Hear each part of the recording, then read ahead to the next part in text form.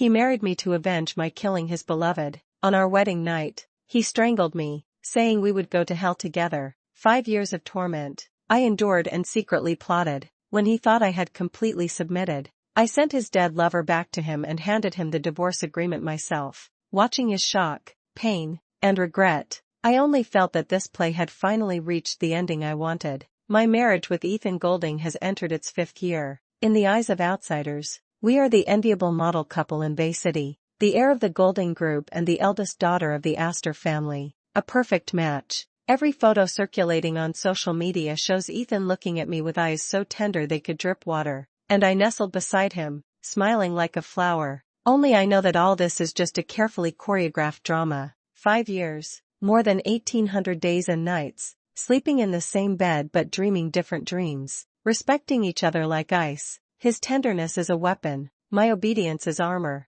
We maintain this seemingly glamorous marriage, like two top actors, performing a loving play day after day on the stage called Golding House. Tonight is our 5th wedding anniversary banquet. The location is on the top floor of the Golding family's Manor Hotel, with a gathering of guests and dazzling lights. I am wearing a custom-made silver evening dress, holding Ethan's arm, and weaving through the crowd with a proper smile. He whispers pleasantries in my ear, reminding me to pay attention to a certain important business partner, and his fingers linger symbolically on my waist, with a touch of just the right possessiveness. This is our norm, intimacy in public, strangers in private. I've long been used to it, even a little numb. This banquet, for me, is just another task that needs to be performed perfectly. In the midst of clinking glasses, the music suddenly softened, and a small commotion came from the entrance of the banquet hall. I looked over, and my heart felt like it was being clenched by an invisible hand. A figure in a white dress stood there quietly, the light outlining the delicate contours of her profile. It's Celia Sterling, the woman who committed suicide by jumping into the river 5 years ago. The white moonlight that Ethan Golding had always longed for was actually standing here alive. I could clearly feel Ethan's body stiffen instantly as he held my arm. He followed my gaze, his pupils suddenly contracting. Shock, disbelief, followed by uncontrollable ecstasy, instantly swept across his handsome face. It was a vivid and fervent emotion that I had never seen on his face before. He suddenly shook off my arm, the force of which made me stagger, and my high heels left an unsteady mark on the carpet. But he didn't care. He didn't even look back at me. His whole mind was taken away by the suddenly appearing figure. Celia? He called out the name almost hoarsely, his voice trembling. Then, to the astonishment of all the guests, Bay City's most powerful young heir, my husband, Ethan Golding, like a runaway cannonball, rushed desperately towards the entrance of the ballroom. He pushed through the crowd, ran up to Celia, and hugged her tightly, as if trying to crush her into his very bones. Celia, is it really you? You're not dead? Do you know how crazy I've been looking for you? His voice choked with emotion, filled with the excitement and lingering fear of something lost and found. I haven't stopped thinking about you for a single day in these 5 years. This deeply affectionate confession echoed throughout the silent ballroom. All eyes were focused on the embracing couple. And then, with a variety of complex emotions, sympathy, pity, mockery, schadenfreude, turned to me, the Golding missus, who had been publicly abandoned and existed in name only. Ethan, in the cruelest way, personally tore apart the marital facade we had maintained for 5 years, completely trampling the little dignity we had left. My face burned as if slapped by an invisible hand, but I didn't lose my composure, didn't cry, and didn't even show a hint of embarrassment. I just stood there quietly, straightened my back, and even maintained a faint,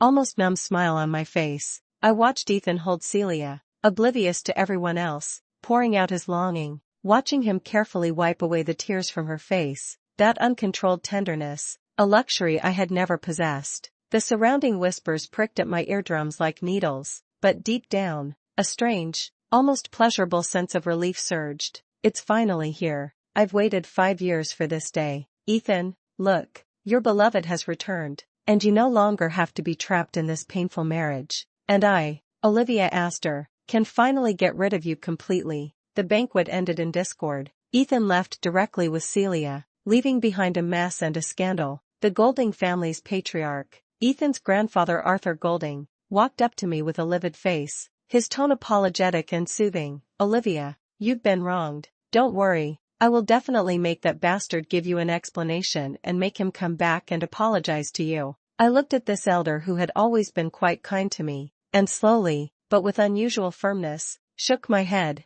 Then, amidst the surprised gazes of the crowd, I knelt down before Grandpa Arthur. Grandpa, my voice was calm, but with an unquestionable determination. I beg you, let him go, and let me go too. Grandpa Arthur was stunned. Olivia, what are you doing? Get up. He's the one who's done you wrong. I raised my head, met his complex gaze, and uttered the deepest secret, word by word, clearly. Grandpa, I'm not wronged, I'm even, very happy. In Grandpa Arthur's shocked eyes, I gently spoke the truth that was enough to subvert everything, because Celia Sterling was brought back by me. The story begins a long time ago. Our Astor family and the Golding family have been friends for generations. Back then, my grandfather saved Grandpa Arthur's life in a mountaineering accident. Grandpa Arthur was grateful for this kindness, and it happened that I was born, so he jokingly and seriously arranged a betrothal. I, Olivia Astor, would be the Golding family's designated eldest grandson's wife. This identity has been imprinted in my life since I can remember. When I was little, I was a tag-along,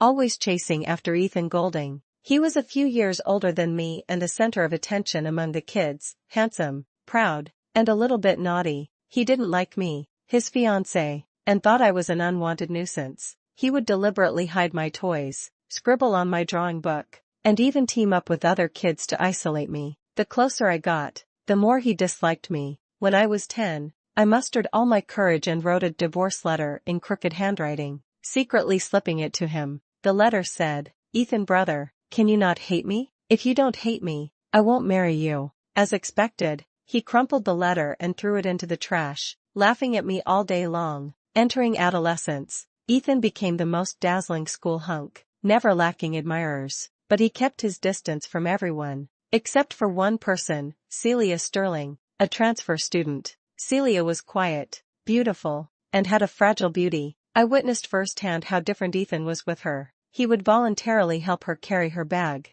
stand up for her when she was bullied, and look at her with a gentle smile I had never seen before. And I was always the one he ignored, even disliked. He would warn me to stay away from Celia if I got too close to her, his disgust in his eyes undisguised. At that time, I was like a humble voyeur, hiding in a corner, watching him give all the sunshine to another girl. Gradually, I stopped chasing him. I began to deliberately distance myself from Ethan, writing all my unspoken thoughts in my diary. I devoted my energy to studying, desperately wanting to prove myself. Celia and I became friends on the surface, working hard together and eventually both getting into the top-tier university. Ethan, on the other hand, went to see university in another city. The physical distance seemed to also separate the trajectories of our lives. During college, I still couldn't completely stop paying attention to Ethan's news. Through social media, I learned that he and Celia had gotten together. They were the golden couple on campus, and he smiled so brightly in the photos. And I, because of that fleeting affection in my youth, stubbornly rejected all suitors. My friends laughed at me for being silly, asking me what I was waiting for. I was speechless. Perhaps even I didn't know what that obsession stemmed from.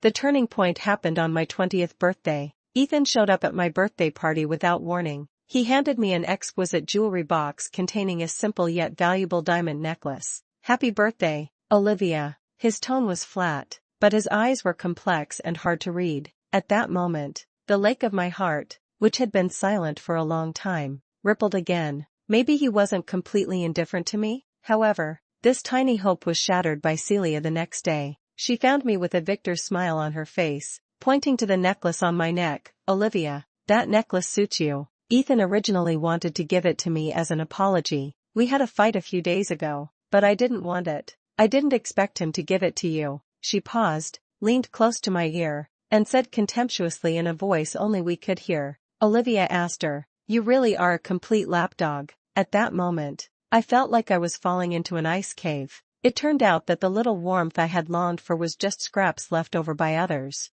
I immediately took off the necklace and gave it to my friend and assistant Ryan Davis, replaced Xiao Ran, asking him to return it to Ethan Golding as it was. Tell him that the Astor family's eldest daughter has some dignity. Ryan looked at my pale face, hesitated, and finally nodded. From that day on, I deleted all contact information related to Ethan and stopped following his activities. The heart that had been beating for him for more than 10 years was finally completely frozen at that moment. I told myself, Olivia, wake up. He doesn't love you, never has. Fate always seems to like to give me a heavy blow when I think I can start over. Near graduation, my mother accidentally fell down the stairs at home and suffered a severe head injury, becoming a vegetable. The doctor said that the hope of waking up was slim. I stayed by the hospital bed, looking at my once elegant and beautiful mother lifeless. My heart felt like it was being cut. I vaguely felt that something was wrong. My mother had always been healthy. How could she fall down the stairs for no reason?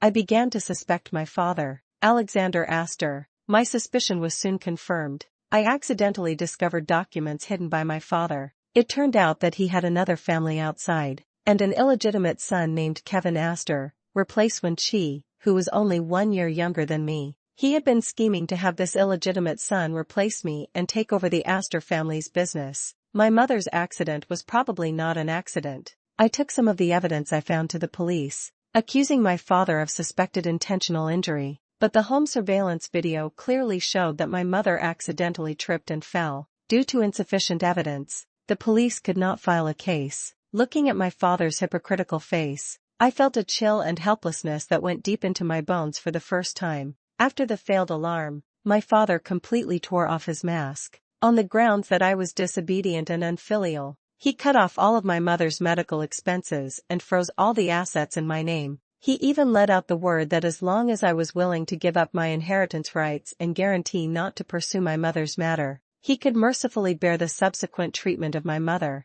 Overnight, I went from being a proud daughter of heaven to a penniless woman who couldn't even afford my mother's life-saving money. I was driven to desperation. Just when I was at my wit's end, I received an invitation to Mr. Arthur Golding's 70th birthday party. I was already disheartened and had no more thoughts about that ridiculous marriage. But in a remote corner of the birthday banquet, I accidentally overheard a conversation between Grandpa Arthur and Celia Sterling. The old man's tone was tough, and he took out a check, his words full of disdain and humiliation for Celia's background, forcing her to leave Ethan. A woman like you is not worthy of our Golding family. Take this money and disappear forever. Celia's face was pale, and she clenched her fists tightly, but in the end, she humiliatingly accepted the check. And this scene happened to be seen by Ethan, who was looking for Celia. At that time, I was exhausted from taking care of my mother and dealing with my father for days, and my complexion was very bad.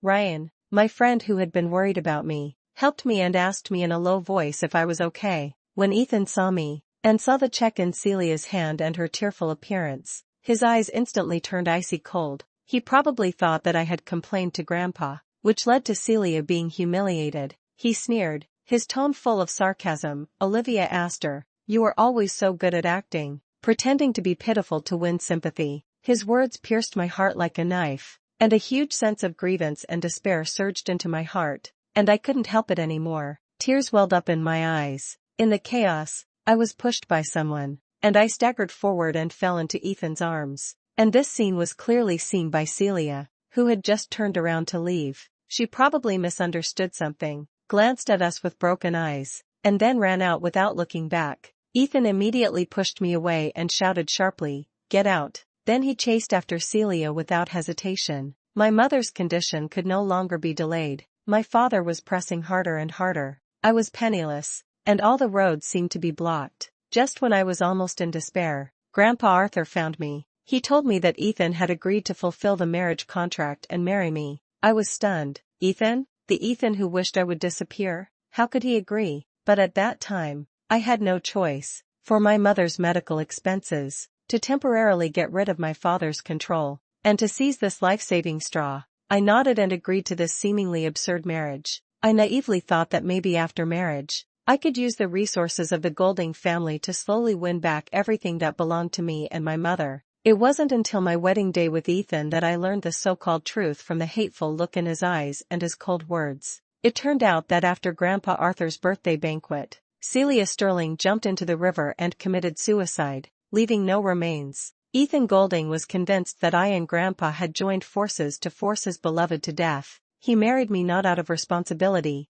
nor out of love, but for revenge, to torment me. to make me pay the price for Celia's death. The wedding night was devoid of warmth. Ethan, completely drunk, barged into the bridal chamber, his eyes bloodshot, and grabbed my neck, the force so great that I almost suffocated. Olivia Astor, you killed Celia. I'm going to make you live in hell with me for the rest of your life. His eyes were filled with madness, hatred, and pain. That night, he possessed me in the most brutal and humiliating way, like treating a lifeless doll. There was no love, only punishment and venting. From that moment on, I knew that my marriage was destined to be a magnificent cage, a life sentence. In the 5 years after the wedding, Ethan perfectly fulfilled his promise. He never came home, and even when he did, it was late at night, drunk. His scandalous news never stopped. Young models, stars, socialites, all kinds of beauties emerged one after another, quickly dominating the headlines of major entertainment sections.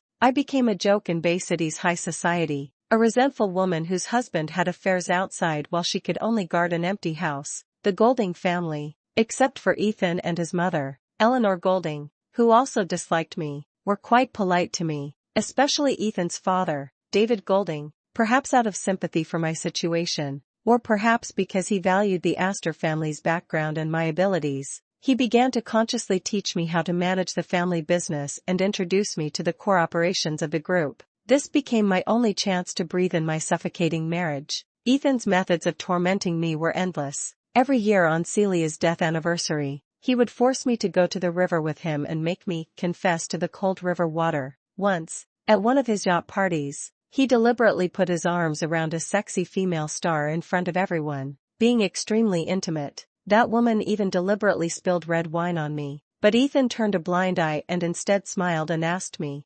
"Olivia, do you think Celia would be happy to see you like this?" The malice in his eyes almost overflowed. The people around were watching the show, and there was constant snickering. He pressed closer, verbally humiliated me, and finally even hinted that if I wanted to atone for my sins, I should jump down from here like Celia. Perhaps it was the humiliation and pain that had been accumulated for too long that erupted at that moment, or perhaps I was completely hurt by the indifference in his eyes. I really turned around and jumped into the cold seawater without hesitation. It was Ryan, my friend, who jumped down to save me at all costs. He dragged me onto the deck and roared at Ethan, "Ethan Golding, are you fucking crazy? She's your wife." After that jumping into the sea incident, Ethan's reaction was somewhat abnormal. He pushed away the crowd, walked over in silence, picked me up, soaking wet and shivering, and took me home. That night, he wasn't as cold or rough as usual, but unusually gentle. He carefully dried my hair,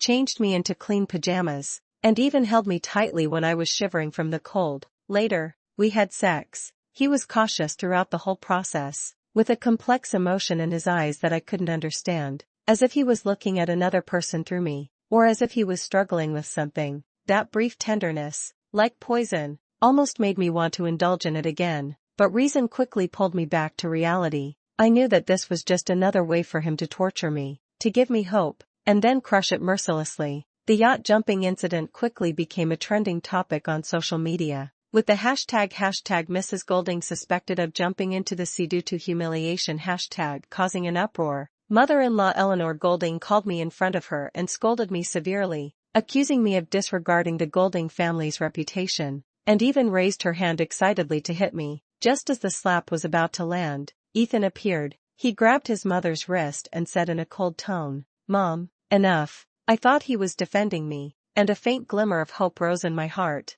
only to hear his next words, filled with undisguised sarcasm, "What's the point of hitting her? She's so weak. She only knows how to cry. What's the use?" He was protecting the Golding family's reputation, not me. Grandpa Arthur found out about this and angrily called Ethan back, beating him severely with his cane. Ethan was bleeding from the corner of his mouth, but he still held his neck stubbornly, his eyes stubborn. After he came back, he saw me and sneered, "Olivia, are you satisfied? You went to Grandpa to complain and let him teach me a lesson. Is that your skill?" His words were like poisoned ice picks, piercing deeply into my heart. At that moment, I completely recognized reality. I shouldn't be greedy, I shouldn't be extravagant, I shouldn't have any illusions about him. He can't give me love, he never will. Perhaps the jumping incident made Ethan feel bored, or perhaps Grandpa's pressure made him irritable. He went abroad for a long time on the grounds of expanding overseas markets. After he left, I breathed a sigh of relief. I devoted all my energy to my work. Under the guidance of Uncle David, Ethan's father, I grew rapidly and gradually gained a firm foothold in the Golding Group. At the same time, I used the resources and connections provided by the Golding family, in the name of my cousin, to quietly set up an investment company and began to systematically devour and acquire Astor's Industries, step by step retaliating against the father who pushed me and my mother into the abyss. My actions naturally couldn't be hidden from my father, Alexander Astor. He angrily brought his illegitimate son, Kevin Astor, to Golding's house, making a scene and accusing me of being ungrateful and siding with outsiders. Just when the situation was about to get out of control, Ethan actually came back. He had been abroad for almost a year and appeared without any warning. Seeing Kevin being rude to me and even trying to push me, Ethan's eyes flashed sharply, and he stepped forward, grabbing Kevin's wrist directly. With a little force, Kevin held in pain. Ethan pulled me behind him, looked at my father and Kevin, and said in a cold tone, "My people are not to be touched by you." He paused, glanced at me with an undeniable declaration. "She is Olivia Astor, and more importantly, Ethan Golding's wife. Bullying her is like slapping the Golding family's face." At that moment, his protective stance seemed more like protecting his own possessions and the family's reputation, rather than me as a person. After driving away my father and Kevin, Ethan picked me up without explanation and carried me back to the bedroom. Like a wild beast out of control, he threw me heavily on the bed and then pounced on me. That night, he had an almost predatory forcefulness and inexplicable anger. Afterward, he lit a cigarette, and in the swirling smoke, he suddenly asked me, "Did you miss me during the time I was away?" Seeing that I didn't answer, he pressed further, "Why not a single phone call, not a single message?" His tone even carried a hint of barely perceptible grievance and questioning. I looked at him, feeling absurd and ridiculous. What made him think that I would miss a man who deliberately tormented me? After a long silence, I finally mustered the courage to ask the question that I probably already knew the answer to. "Ethan, have you ever liked me even a little bit? Even just a little bit?" During those years when I was at my most humble and persistent, he stubbed out the cigarette, turned to look at me, his eyes deep and unreadable. After a long while, he slowly opened his mouth, his voice calm and without emotion. "You are Mrs. Golding. Bullying you is like slapping the Golding family's face. It is only right that I protect you. No love, only responsibility and family honor." How clear, how cruel. I didn't say anything more, got up and walked into the bathroom. Closing the door, I leaned against the cold tiles, silently sliding to the ground, letting the tears pour out. I felt sorry for my last bit of ridiculous extravagance. Ethan Golding, that's just how he is. Fickle, sometimes cold, sometimes able to give a little false warmth, letting you see a glimmer of light in despair, and then personally snuffing it out. Enough, really enough. I wiped away my tears, looked at the embarrassed self in the mirror, and made up my mind. This man, I'm going to completely throw away him from my life. After making up my mind, I submitted my resignation to Uncle David immediately. He was very surprised and repeatedly tried to persuade me to stay, but I was determined to leave. He finally respected my choice and only asked me to do a good job of handing over my work. Just as I was handling the last of the handover matters, Ethan appeared at the company with a woman. It was the popular actress Sophia Bell, replaced Sue Chin, the woman who had been with him for nearly a year to expand overseas markets. Ethan put his arm around Sophia's waist, deliberately showing affection in front of me, and Sophia looked at me with an expression full of provocation and show-off. Ethan even asked the marketing department in front of me to replace the spokesperson for a high-end skincare product under the group, replacing the person I had previously finalized with Sophia Bell. Facing the joint provocation of Ethan and Sophia, I was unusually calm. I nodded and agreed to the request to replace the spokesperson. After all, I had already resigned and there was no need to argue. Ethan seemed dissatisfied with my calmness and frowned, asking me the reason for my resignation. I looked at him and smiled faintly. Uncle David taught me a lot, and Golding Group also gave me a platform. Now that I have learned what I wanted to learn, it is natural for me to leave. I can't keep occupying the position all the time, making others think that the Astors only know how to kick away the ladder after they've crossed the river, right? My words left Ethan speechless for a moment. Sophia, seeing this, Ethan's arm with a deliberately said, "Ethan, since Olivia is leaving, shouldn't I prepare to give you a child and become Mrs. Golding legitimately?" Ethan's face instantly turned cold. He took Sophia's hand, and said in a cold and piercing tone,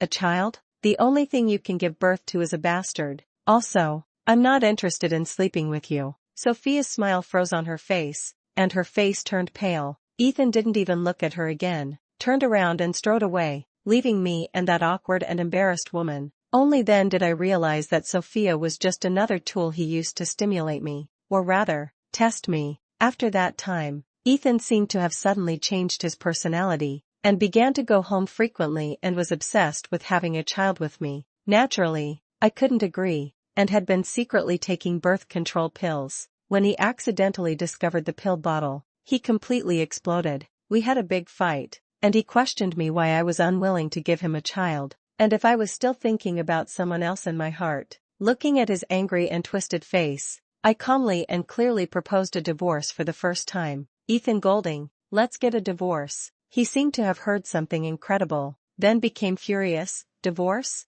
Olivia asked her. "Don't even think about it. Not unless I'm dead." After that, we fell into a complete cold war. He stopped coming home, and I was happy to have some peace. I knew that the road to divorce would not be easy, especially if he didn't agree. I needed an opportunity, a reason that he couldn't refuse. In order to find better medical resources for my mother, I flew to Hong Kong. In a private hospital, I unexpectedly saw a familiar figure. She was dressed plainly, with a haggard face, anxiously talking to the doctor about something. It was Celia Sterling. "She's not dead. Her suicide by jumping into the river 5 years ago was a fake. Not only is she alive, but she also changed her name to Celia Xing, replaced Xinxingxi." At that moment, my heart was filled with mixed feelings of shock and understanding. The mystery that had plagued me for 5 years seemed to have an answer, and the opportunity for my divorce had also presented itself. I took the initiative to approach Celia. At first, she was very wary, but when I revealed my identity and indicated that I knew about her past, she broke down.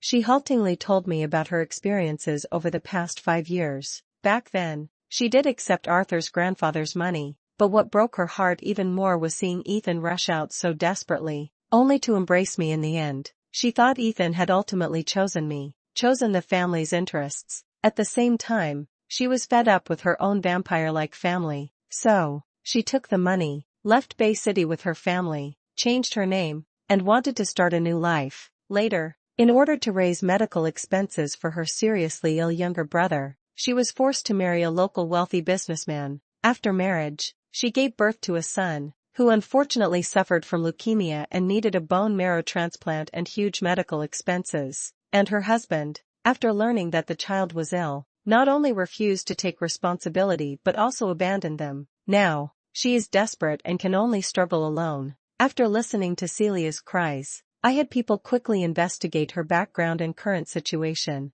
confirming that what she said was true. I sympathized with her plight, but also clearly pointed out her selfishness back then. Her departure without saying goodbye, her death, caused Ethan 5 years of pain and indirectly led to my 5 years of tragic marriage. I looked at her and calmly put forward my deal. "I can help you save your son, bear all the medical expenses, and find a suitable bone marrow match. But the condition is that you must return to Bay City, appear in front of Ethan, tell him that you are still alive, and persuade him to divorce me." Celia was stunned, looking at me with a complex expression. For her son, she had no choice. Just as I was arranging for Celia to return to Bay City, the actress Sophia Bell actually took the initiative to come to me. She held a pregnancy test report and told me she was pregnant, and the child was Ethan's. She asked me to fulfill them and voluntarily withdraw. Looking at her determined appearance, I sneered inwardly. Ethan had personally said that he had no interest in sleeping with her, so this child's arrival was suspicious, but I didn't expose her. Instead, I subtly guided her to say more things like, "I hope you fulfill us for the sake of the child and Ethan will be responsible," and secretly recorded it. Whether this child is Ethan's or not, this recording will be a powerful evidence when I submit the divorce agreement. Everything was ready. Celia had secretly returned to Bay City and, according to my arrangement, contacted Ethan. That night, Ethan did not return home all night. I knew he had gone to see Celia. I didn't feel any ripples, and calmly packed my luggage. This luxurious but cold home where I had lived for 5 years was finally about to be left behind. I took off the diamond necklace that I had returned but was forcibly put back on my neck by Ethan, and placed it on the dressing table along with my wedding ring. The next day was the Golding family's routine family banquet. Grandpa Arthur had obviously heard some rumors and looked at Ethan with a solemn expression, preparing to ask him to apologize to me. I preempted him. I walked to the center of the living room,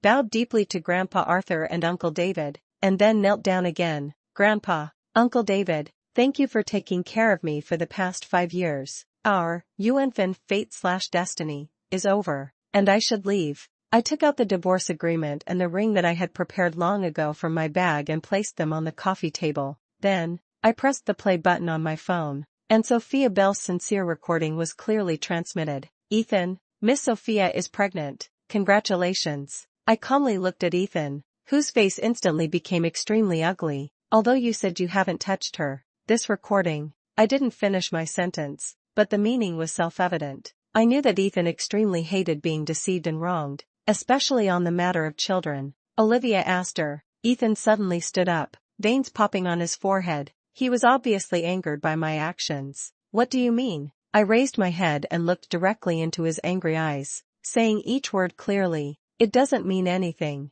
I just want to tell you that Celia Sterling is still alive. This sentence was like a bomb, instantly freezing Ethan, and shocking everyone else present. Ethan Golding, I have never killed anyone. For the past 5 years, I owe you nothing. I stood up, my eyes calm and unwavering. Now, your Bayou Guang white moonlight, meaning a cherished but unattainable person, is back, and you can pursue your true love. As for me, or Sophia Bell, or anyone else, it doesn't matter, does it? Ethan looked at me, his eyes full of shock, confusion, pain, and a hint of panic I had never seen before. He took a step forward, trying to grab my hand. Olivia, it's not what you think. Let me explain. I took a step back, avoiding his touch, and then, on the hand he stretched out, forcefully, one finger at a time, I pried open his fingers. There's nothing to explain between us. Ethan remained silent on the day we went to the Civil Affairs Bureau to complete the divorce procedures.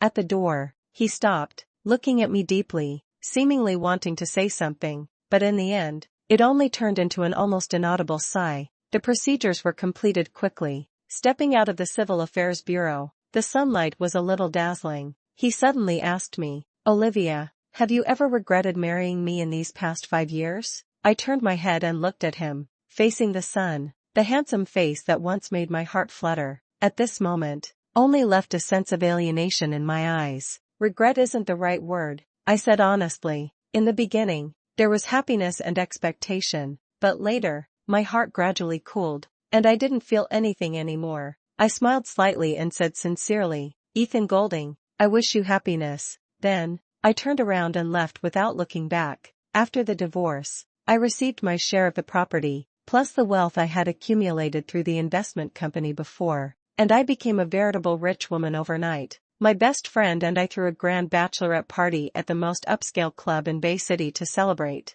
I wore the sexiest dress, drank the strongest liquor, and even enthusiastically ordered a few young and handsome male models to entertain us. Just as the atmosphere was heating up, the door of the private room was kicked open. Ethan Golding rushed in like a furious lion. His eyes were bloodshot, and he waved away the male models surrounding me, grabbed my wrist, and roared, Olivia Astor, you're so eager to find a man right after the divorce? The strong smell of alcohol and jealousy on him almost drowned me. I forcefully, flung away his hand, took out the divorce certificate, still bearing the fresh ink smell, from my bag, and threw it directly in his face. Ethan Golding, look clearly, we are divorced. It's none of your business what I do. Ethan was stunned by the divorce certificate. He looked at me, the anger in his eyes slowly fading away, replaced by deep pain and remorse. He suddenly knelt down in front of me, his voice hoarse with begging. Olivia, I'm sorry. I know I was wrong. Can you forgive me? Let's remarry.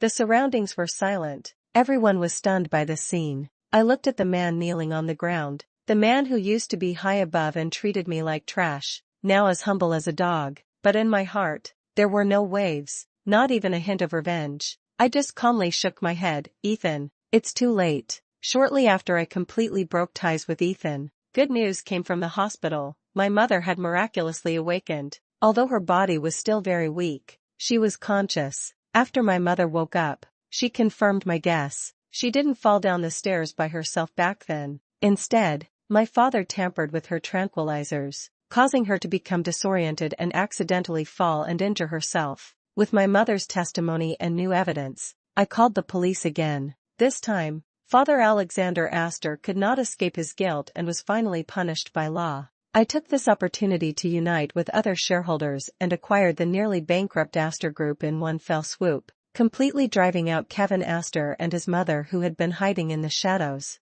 and taking back everything that should have belonged to me and my mother. After everything settled down, Ethan Golding appeared in front of me again. He came to visit my mother with a humble and respectful attitude. Afterwards, he found me alone, holding a very old-looking diary in his hand. "Olivia, this is..." I recognized it as the diary I wrote when I was young, recording those humble crushes and secrets. I don't know when he found it. Ethan's eyes were a little red, and his voice choked. "I'm sorry, Olivia. I read your diary. I only knew. So you..." He took a deep breath, as if trying to explain something. "Those 5 years, I admit I was a bastard, but I swear, except for Sophia Bell, that time was deliberately to make you angry. I never really touched any women outside that time on the yacht. I was really afraid something would happen to you." I interrupted him. "Ethan, none of this matters anymore." He looked at me, his eyes filled with despair. "Really, can't you give me one more chance?" I shook my head gently, my tone calm and firm. "Ethan,